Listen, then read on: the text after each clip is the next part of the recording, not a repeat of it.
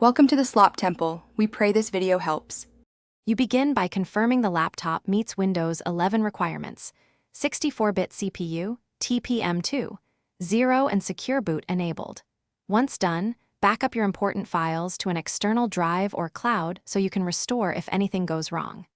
Now create a bootable USB installer using the Media Creation Tool or Rufus. Make sure it's 8 GB or larger. These steps free you to proceed confidently, and they prevent avoidable data loss while preparing the installation medium. You restart the laptop and use the firmware boot menu to select the UEFI USB device. Once the installer loads, choose Custom Install and target the correct partition.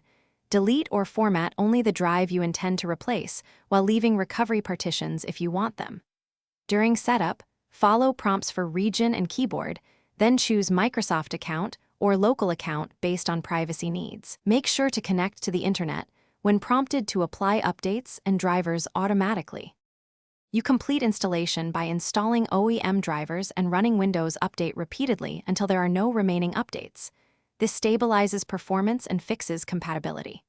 Once updated, restore your backup files and reinstall key applications, then verify Windows activation in settings.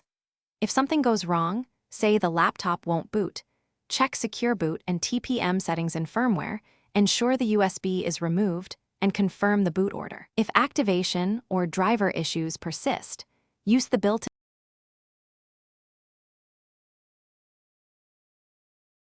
Thanks for watching.